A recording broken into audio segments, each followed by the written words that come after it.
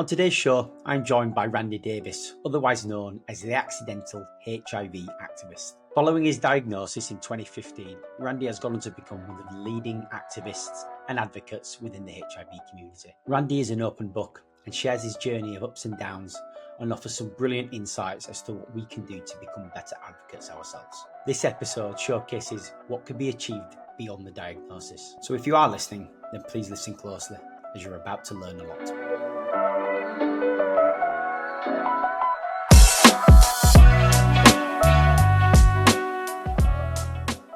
All right, how do we look? Randy, thank you so much for joining me on the show. I really appreciate how you being here and giving me your time. I think I'll start off with getting to know you, and let's just help the audience understand a little bit more about persons who sat before me. So, in your own words, who is Randy Davis and this person that sat before me, and the version of yourself that sat before me. Yeah. First of all, appreciate the invitation to join you on your podcast. Congratulations on that. I think that's fabulous. Randy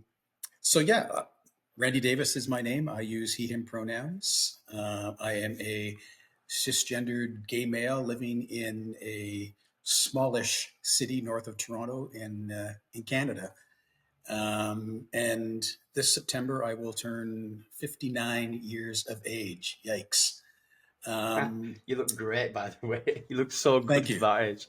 Thank you. It's funny you say that because we talk about, the person that I am today versus the person I was, because we're coming up to the 10-year mark of my diagnosis in just a few weeks. So when I look back on where my life was a decade ago to where it is today, I mean, I looked older. I wasn't in nearly as good shape as I am.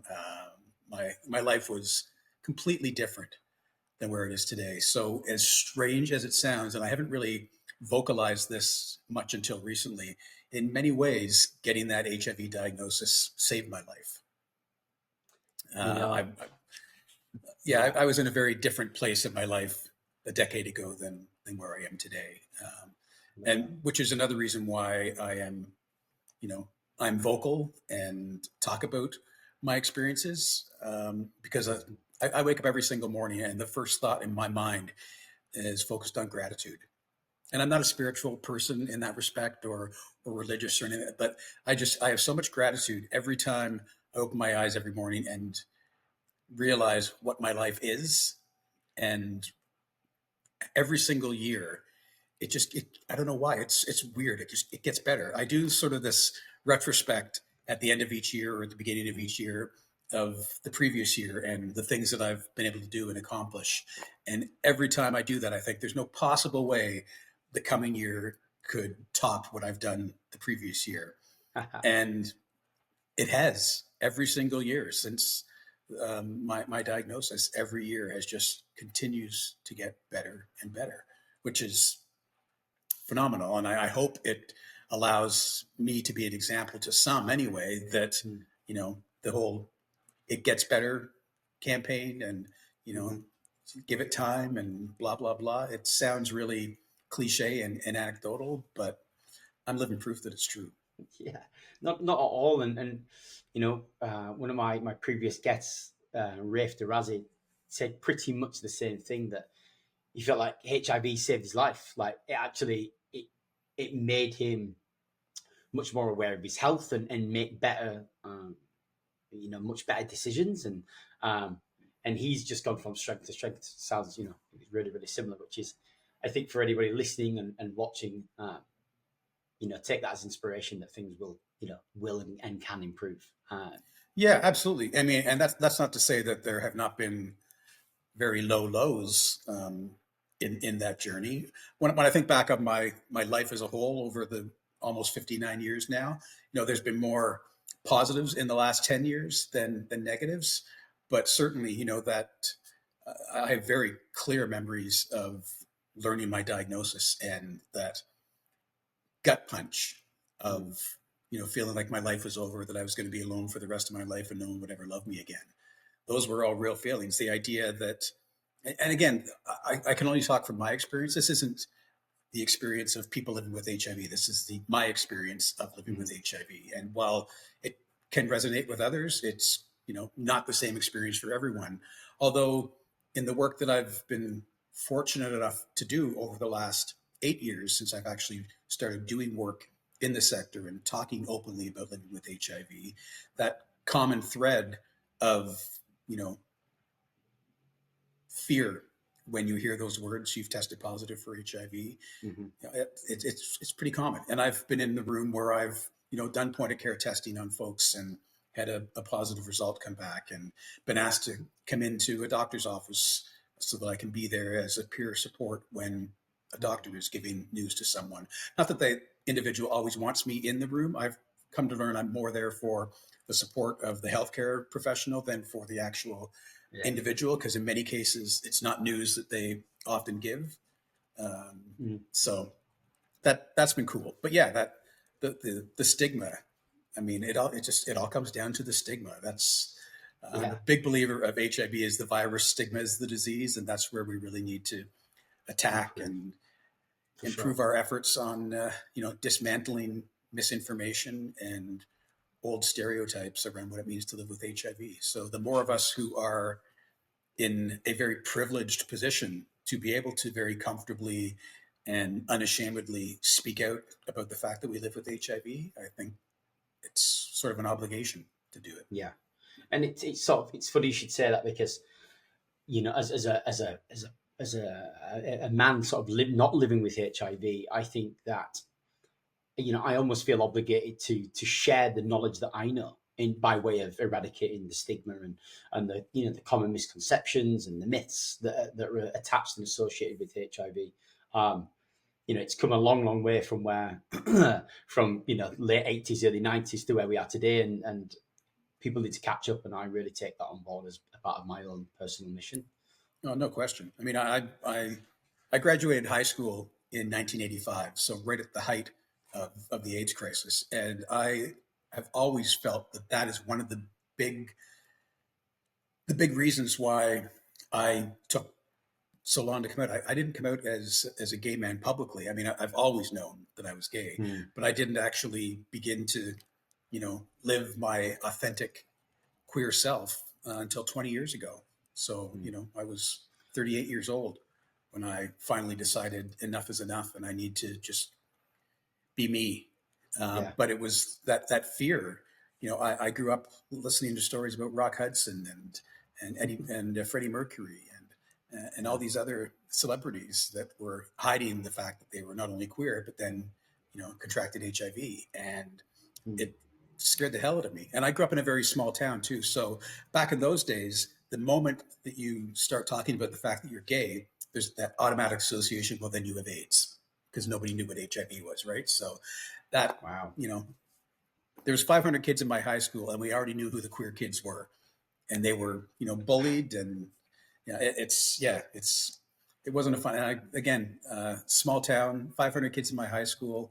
My dad was the president of our minor hockey association. I have 3 brothers, 2 older, one who is a twin. They were all very athletic and played hockey. I was the only one who didn't. So even though I didn't come out as gay, I was always, the slurs that you hear. I was always the queer or the fag amongst my peers, just because I wasn't as athletic as other members of my family. So. I think they might eat their words now, looking at the shape you're in. I started to play rugby too until I got injured, so that helped. But.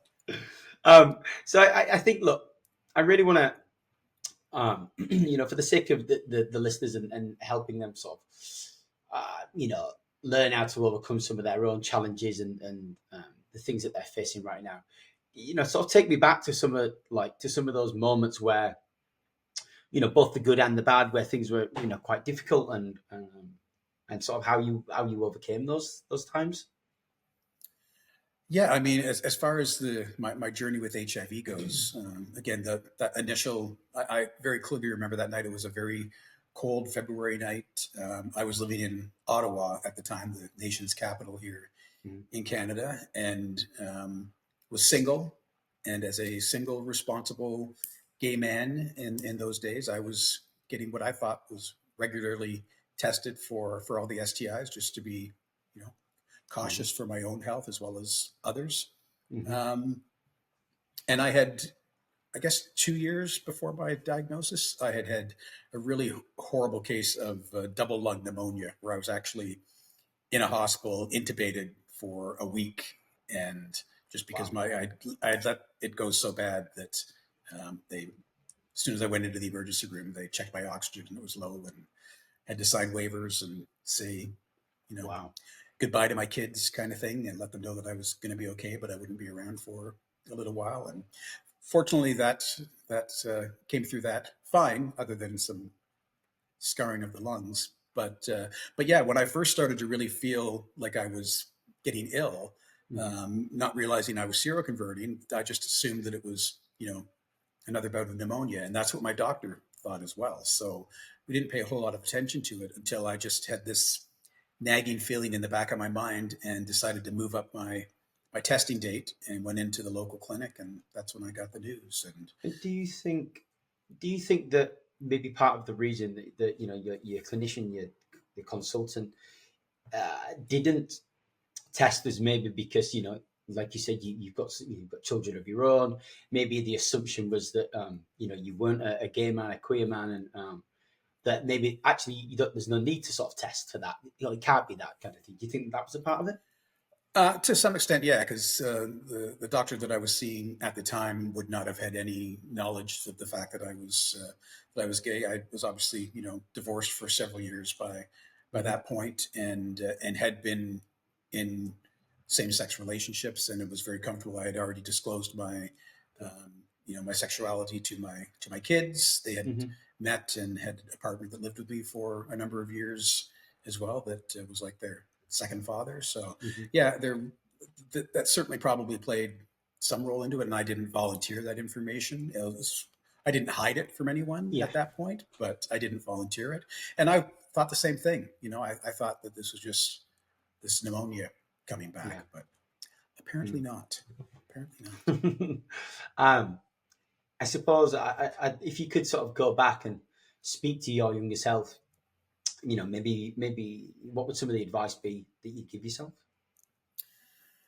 Oh gosh, I always hesitate when someone asks me a question like that, because the whole butterfly effect thing, right? And I don't know that I would want to steer my younger self in a direction other than the direction that I ended up taking, for fear that if I could go back and say something to my younger self that would inspire them to look after themselves more, or come out earlier in life, because I do have the whole idea of not having regrets. I don't believe that. I've got a ton of regrets. There's a ton of things that I wish I had done differently, but at the same time, I worry, if I had done anything differently, would I be where I am today? Because where I am today is really, really, really amazing. This is, if you want to believe in miracles, the life I'm living now is my miracle in many ways, and I wouldn't want to risk that.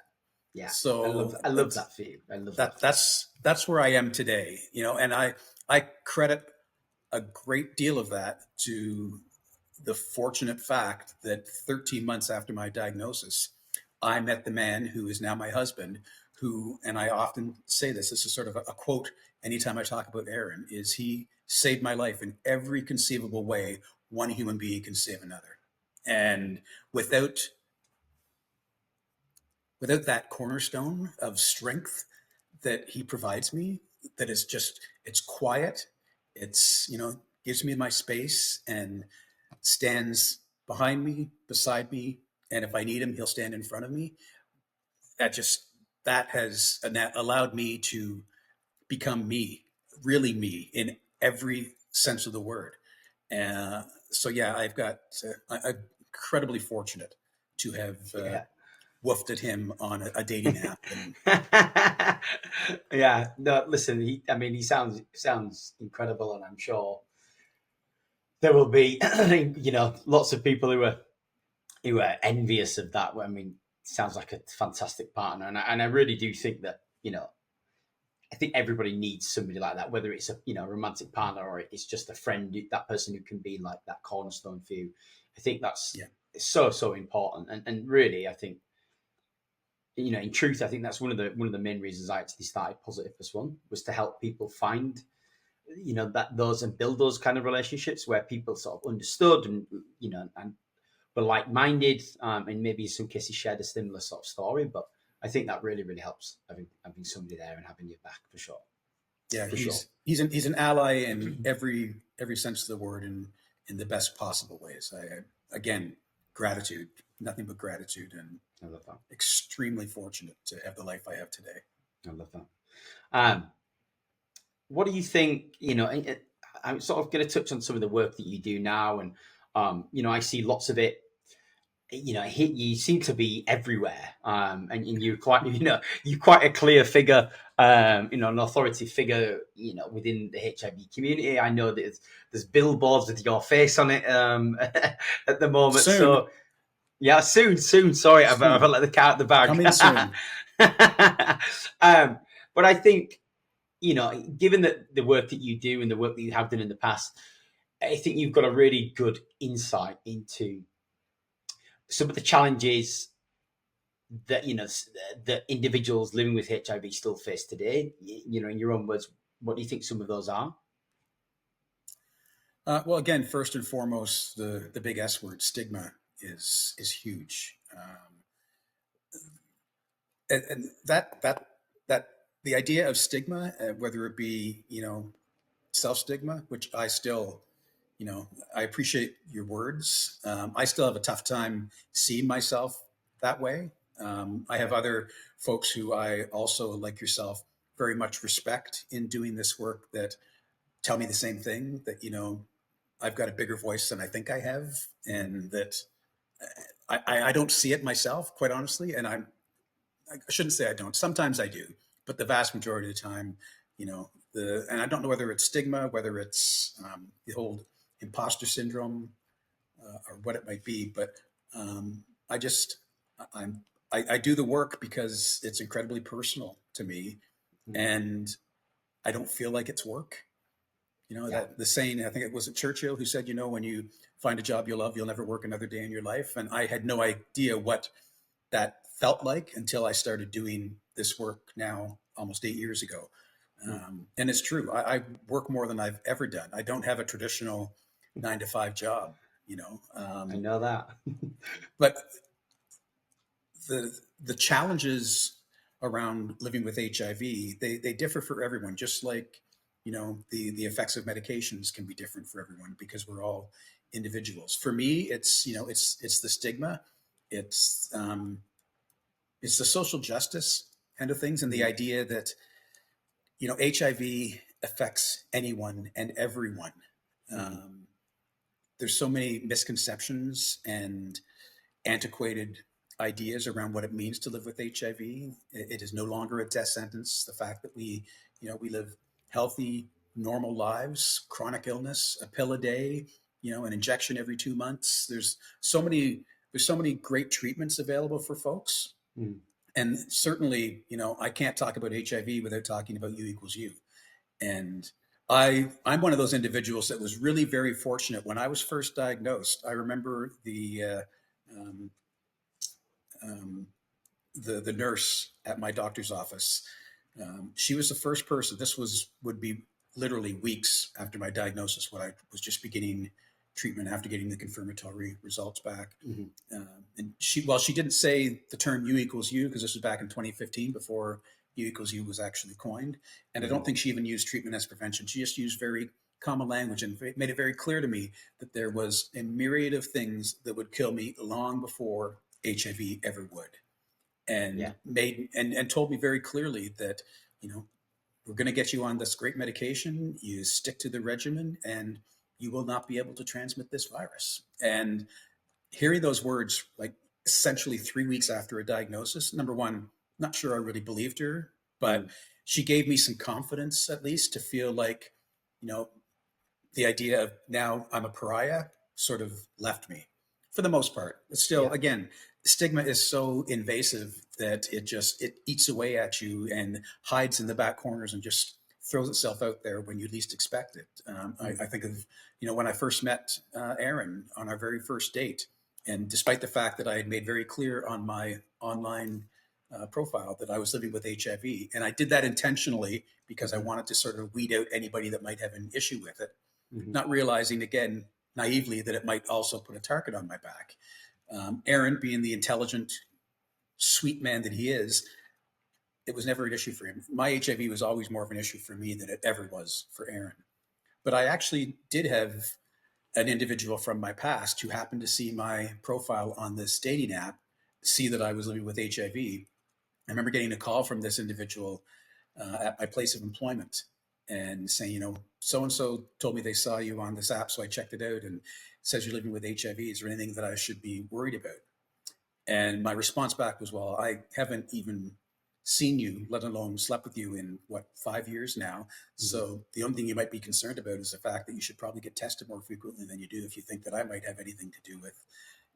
But that same night, I got reached out to by someone else in my life who it was very clear they had heard the news through this other individual. And I got threatened that this individual was going to tell my children that I was living with HIV if I didn't tell them myself. And it was never in a situation where I had ever planned on necessarily hiding my diagnosis. But I mean, this is 10 years ago when my kids were, 15 and 12. There was no, and the idea of someone strong-arming me to disclose my status when I was still coming to terms with my own status, literally, a month or two into my diagnosis. And when I was just now starting to feel better about myself, and I was starting to date again. And when I first started dating, I was also trying to focus on other folks living with HIV, because again, there was that, I still had that fear that there was a possibility of transmission. Anyway, that didn't come to pass, and I did end up telling my kids sooner than I had planned to. But it just goes to show you that if there's so much fear around HIV that even though we know the modes of transmission, being around someone, being in the vicinity of a person, giving them a hug or a kiss is not going to transmit the virus, right? But there's still so much misinformation around that. So yeah, the biggest challenges I find are stigma. And then of course, I say this as a very privileged white gay man, right? When I think of, other populations that are disproportionately affected by HIV, and, the racism and the transphobia and the other issues, whether it be housing or food security, that go on top of that diagnosis and the stigma that comes with it. And we wonder why folks find it difficult to stay on treatment or even find treatment in some cases. It's access to treatment and care and ensuring that we have that available to folks is incredibly important. Yeah. And I think to sort of go back and retouch on the U equals U message, Bruce, who, he's really sort of been the leader for the U equals U message. I think that is such a powerful tool now that, that we can use. And, the science has backed this up, and, it's now proven, say zero is the campaign. Undetectable equals untransmissible. What a fantastic discovery that is, and I think some of the stats that certainly coming out of the US. I know you're based in Canada and I'm in the UK, but so many people still don't recognize that message. And I think some of the work that you're doing, and certainly some of the work that I'm trying to do as well, is to really spread that U equals U message. And as you said, that was almost quite game changing for you. And I think that's no question. Yeah. And no if we question. can do And more certainly, of that. and certainly, meeting Bruce for the first time. It was 2017 that I met Bruce for the very first time. I had moved out of Ottawa and was living here in Barrie, Ontario. And there was a notice that I saw on Facebook or somewhere on social media about a forum that was happening back in Ottawa at the AIDS Committee of Ottawa, who was the first organization that I connected with when I was diagnosed. And they were doing this thing on U equals U, and Bruce Richmond was going to be there speaking. And I said to Aaron, we're going back to Ottawa for the weekend to visit. And met Bruce there for the very first time. And at that time, Aaron and I were both very closely associated with our Pride organization. Here we were on their board. And before I went back to Ottawa, knowing I was going to see Bruce, I scoured through the consensus statement to see, the organizations that had signed off and were supporting U equals U. Again, this is 2017, so just a year after sort of the beginning of the U equals U campaign. And I was stunned to see that there wasn't a single Pride organization that was listed as an organization that was endorsing U equals U. And I thought, well, that's strange. I mean, I realize it's not a gay disease, but let's be honest, in this part of the world and in the US and your part of the world, it is primarily men who have sex with men who are most at risk. And are the largest proportion of folks living with HIV. That's not, there are other pockets of the world, sub-Saharan Africa, obviously it's different. You've got heterosexual women is where they're the large portion of the population. So it was strange to me that there wasn't a single Pride organization that was behind this life-changing and life-saving message. So I asked Bruce, the very first question I asked Bruce when during a break of the presentation, I went up and introduced myself and asked him why that was. Why were there no Pride organizations? He couldn't answer that question. I said, well, when I get back to Barrie, you'll have the very first Pride organization. And it sort of exploded from there, because then I reached out to other Pride organizations locally and then throughout the province and then throughout the country. And then I reached out internationally and down into the US. And I think there's well over 200 Pride organizations that have signed on to the consensus statement now. Bruce sort of air quotes made me the Pride coordinator for the Prevention Access campaign back in those days, which was really cool. So I got to really begin to develop a working relationship as well as a friendship with Bruce and a mentorship. And I value that so much and care so much for that man. And the fact now that U equals U University is starting to roll out, and I helped a little bit with that at the AIDS conference in Munich last summer, and sort of leading the charge here in Canada to bring U equals U University to Canada. We've got a bunch of partners at various organizations across the country that I'm working with through the work that I'm doing now at Reach Nexus as their community mobilizer. And that's exciting work too. I mean, all of the political nonsense that's happening in the US right now has slowed things down a little bit on the US end. But one of the things that I want to do, and I haven't had a chance to really talk much to Bruce about this, just because he's been doing so much lately.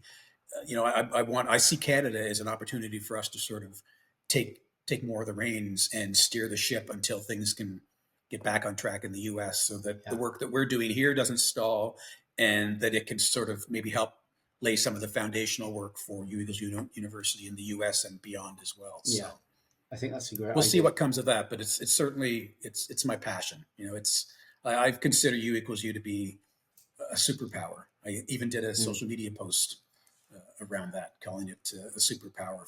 Suppressed, undetectable, people living with HIV, empowering. I can't remember what the R stood for, but it was superpower anyway. And I truly believe that. So, look, I didn't know that. I didn't know that you were the first one that that sort of brought the first Pride organization to U equals U, and then led that that part of the Prevention Access campaign. Again, I think that just sort of in a one paragraph personifies exactly who you are as a person and what it is that you do for this community, and how well you become, how well you advocate. I think one of a question that I have is for the sake of the audience, where did the accidental activist come from? How did that sort of happen? Where did the words come from? Yeah, it's funny. Had been living here in Barrie for just a few months, I guess, and the local AIDS walk was coming up. This is 2 years roughly into my diagnosis, and I had never gotten involved. I was still under the impression that the only folks that needed to know were the people that I was going to be intimate with, or people that I felt close enough with to share that information. I had zero intention of ever publicly disclosing my status. That was not on my radar at all.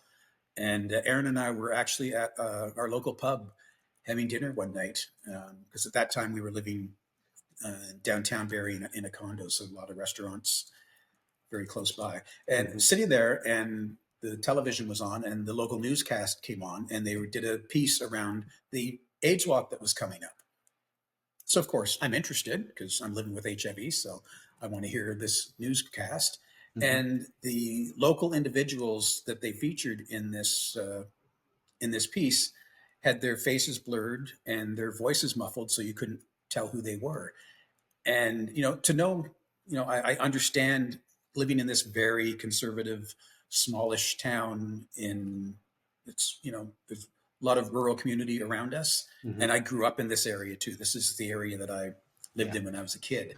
So I know what the political system is like around here.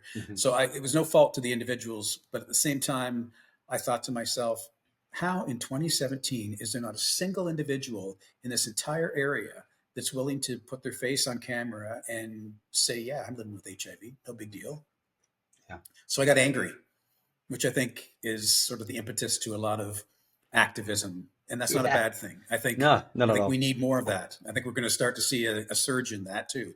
But, and Aaron obviously saw something on my face because he said, what's going on? What's going on in the head? And so, that's when I made the decision. I went home after having dinner. I, called some of my family members that weren't already aware of my diagnosis to make sure that they were aware, because I was about to send out a social media post disclosing my status to the world, essentially. So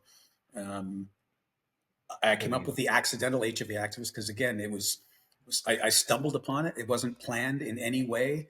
It did feel kind of accidental that all of a sudden I'm going to just put it all out there. But again, it comes back to, having that privilege and that security and the love and support of Aaron and the rest of my family to be able to do that. If I didn't have that, I wouldn't have been able to speak as publicly. And then it sort of morphed from there. I had a friend who was doing a show on our local cable channel here that asked me to go on and talk about it on her show.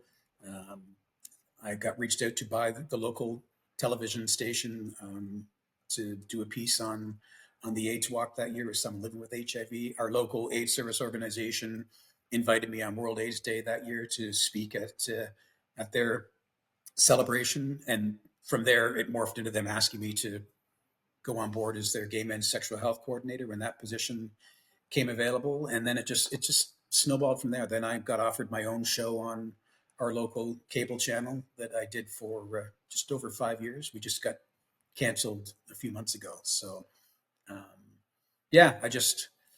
it didn't, I love it. It wasn't anything planned. It just happened. And like I said earlier, each year I sort of put myself out there and say, listen, if you need me for this, or if you need me for that, I'm willing to do it. So, in 2019, I got to tour the entire country with Trinity K. Bonet from season 6 of RuPaul's Drag Race as an out RuPaul queen who had disclosed her status back on season 6. I got to tour with her and host the Slay Stigma tour. We did 24 cities in 30 days right across the country. It was crazy. That is a lot. That is a lot. If I could write a book, oh my goodness, 30 days with a drag queen, let me tell you. But it was a great experience, and that opened up a lot of doors and got me connected with a lot of other folks. And I started doing other things with ViV Healthcare. You mentioned, the billboards and stuff. I did a photo shoot in November because I'm the brand ambassador for Dovato, the ViV drug that I take. And after many years of telling ViV and pharmaceutical companies, with all the restrictions around what you can and can't do for advertising here in Canada, it's been difficult. But it was time to put real faces instead of stock actors in ads and whatnot. So For sure. I would never again expecting that it would be my face. And I'm not the only one. There are others that are part of this campaign as well. Right. But yeah, it was fun. I got to do this photo shoot, and there'll be billboards up in some of the major cities in Canada very soon, I'm told. So Can't wait to see it. I can't wait to see it. Yeah. I'm not sure. I don't know if I'm ready for it. Oh gosh, who knows where that will take you? The journey so far, has been a hell of a ride by the sounds of it, and and I've just touched on some of it. I mean, I was in a movie a few years ago that is up for a bunch of awards now here in Canada, and it's I think I don't know whether it's available anywhere in the UK, but I know what's it called? It's called I Don't Know Who You Are. Okay, check and it out. I play Carl. I play Carl, the guy that does HIV testing at a clinic, because the movie centers around an individual who is put at potential exposure to HIV and their struggle to get access to PEP. And the screenwriter and the director and producer has become a friend of mine. They reached out to me we found each other on social media. I made a comment on a short film that I saw on YouTube that they did that I thought was really cool. And the next thing I know, he's contacting me, asking me to review this script because it's got elements of HIV in it, and saw the work that I did through my social media. So I read the script, and then the next thing I know, he's saying, "Would you like to be in the movie?" I'm like, okay, that's kind of cool. Have you found that there's anything you can't do, Randy? Oh, so many things. I can do more now that I've had my hip replaced, though. So that's good. I can move better. Love that. So look, one of the big drivers for me, starting the Advocate, the podcast, and like I said earlier on, is part of my personal mission is to dispel the stigma and help educate the people who would align with a white heterosexual guy, and educate them. The question I'm going to pose to you is, how can the people listening, how can they become better advocates? The best way I find, and it's the way I think I have become a better advocate, is listen to the community, listen to the people, and they'll tell you. When I first started doing this work, and I still am learning from the folks that have been doing this work for decades. It's community.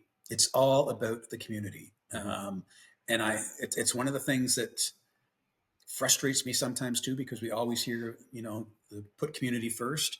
Yet when I go to these organizations that are touting put community first, and I look at their mission statements and, the directions that they're taking based on what it says on their website, the community part is usually third.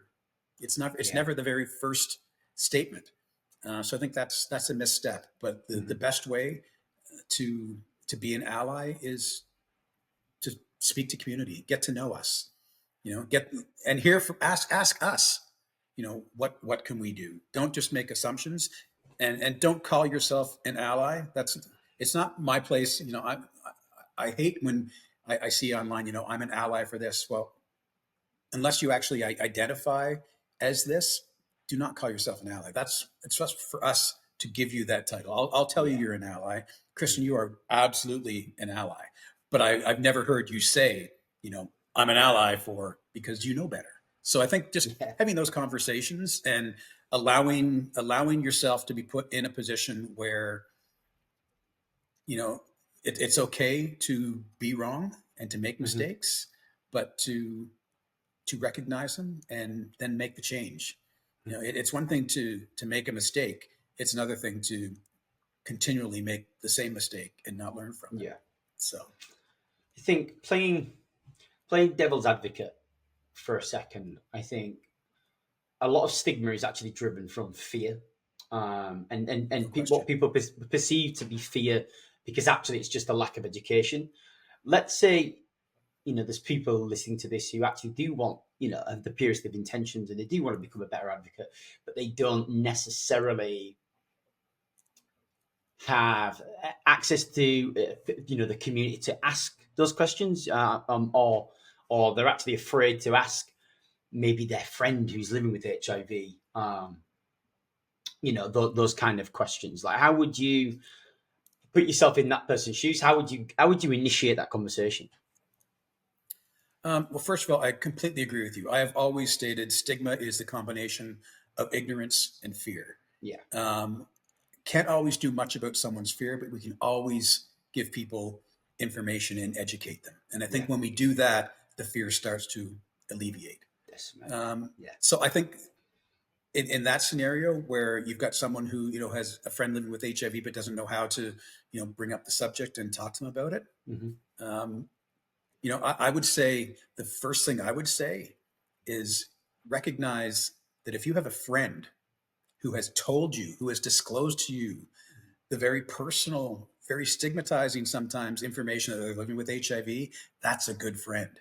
So start by thanking them and recognizing the fact that it took a lot for them to disclose that status to you. So celebrate the fact that they've delivered that news to you and felt that you are a person that they could trust with that information. And then I think when you start a conversation like that, it'll just naturally evolve into a learning situation where, they'll just start telling you about more of their life and more of what it means to live with HIV.